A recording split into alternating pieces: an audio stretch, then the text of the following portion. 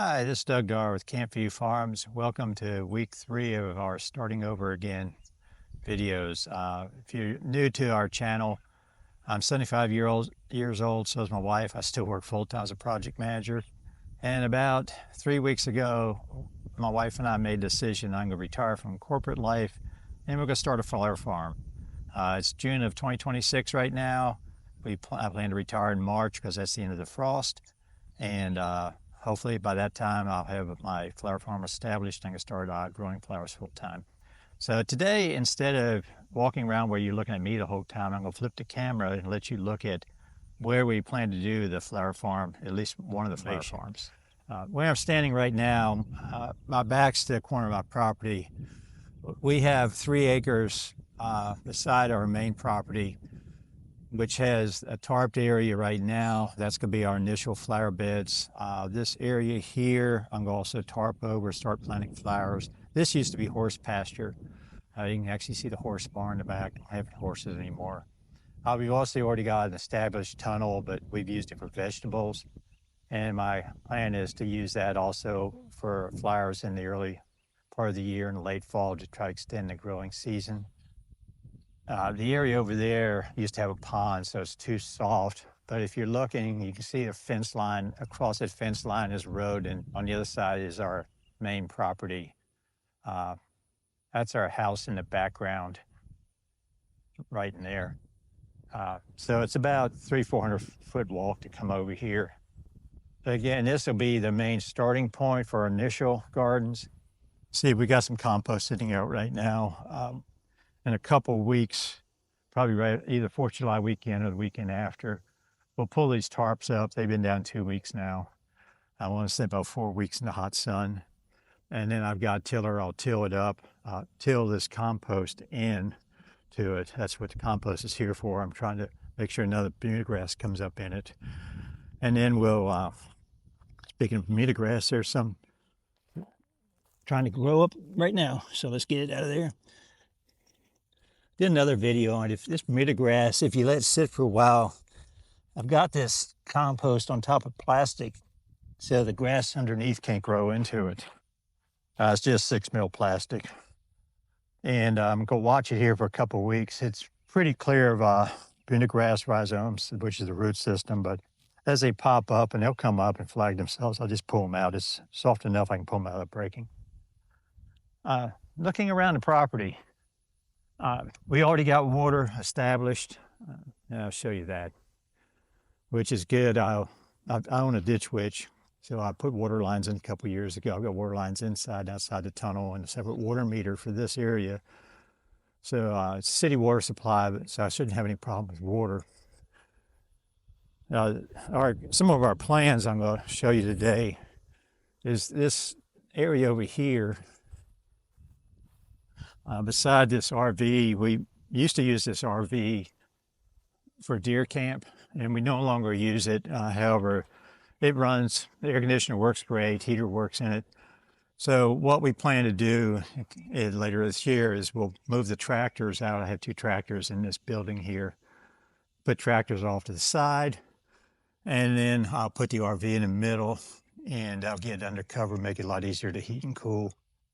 And in the summertime, especially if it gets overheated, we get overheated, not it. We'll have a place to get out of the heat. I do already have 100 amp service into this building, so power's not an issue there. Eventually, I'll probably have to build some kind of cold room or trailer or something, because when you harvest flowers, you need to do it in the early morning and immediately put them in a cool area, not freezing, but close to it. Walking towards the back, this is where we'll do our expansion if everything works out like we hope. By the way, you can see some compost here that Bermuda grass has started to take over, and I've got to having a hard time controlling that. This was where the power companies were clearing power lines a couple of years ago. And I was able to get all these clippings, and they were great until this spring. And then as they composted, turned from mulch to compost, Bermuda grass just took over. But we've got an area back here. It's good ground. It's pretty level. I can always put flower beds in here. And then one of our best areas is probably going to be back here. This is the far back of this pasture. This has not been even mowed for the past year and a half. We used to mow it down. We used to have horses in here. Don't have horses anymore. But if you look around here, my hope is next year to get this area organically, it's not organically certified, excuse me, you can't say that word unless you get certified as a part of agriculture, certified naturally grown.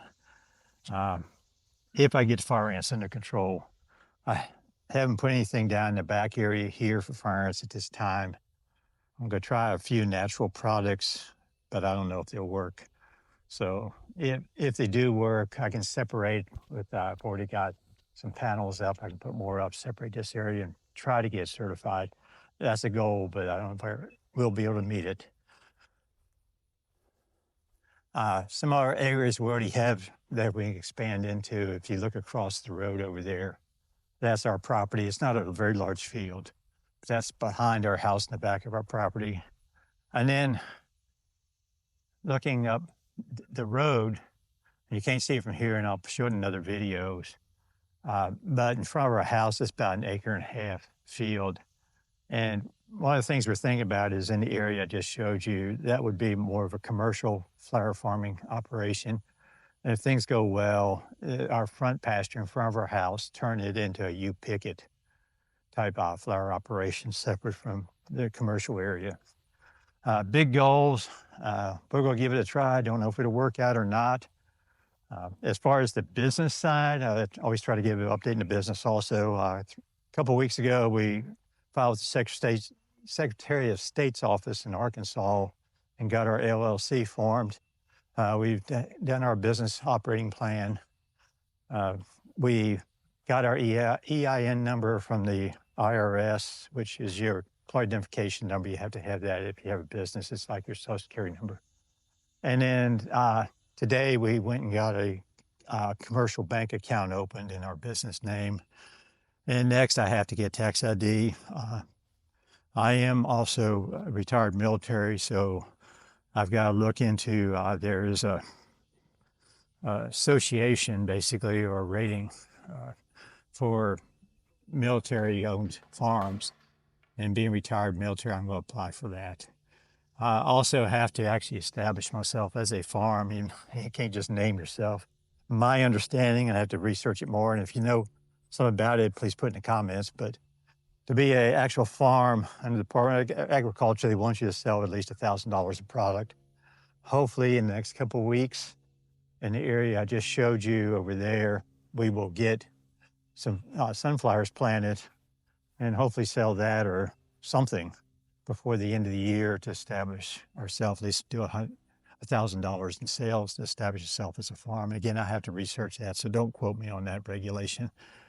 If I find out more, I'll put it in a future video. But that's week 3 update for today. I appreciate you following us along. Hopefully, if you like what you're seeing, please like the videos. Please subscribe. We are growing, but very slowly on subscribers. If you have any suggestions of how to improve my videos, please put it in the comments. I always read the comments, especially when you only got a few subscribers. It's easy to read the comments. So the next time, I appreciate you watching. This is Doug Dark, Campview Farm, Central Arkansas, signing out. Bye.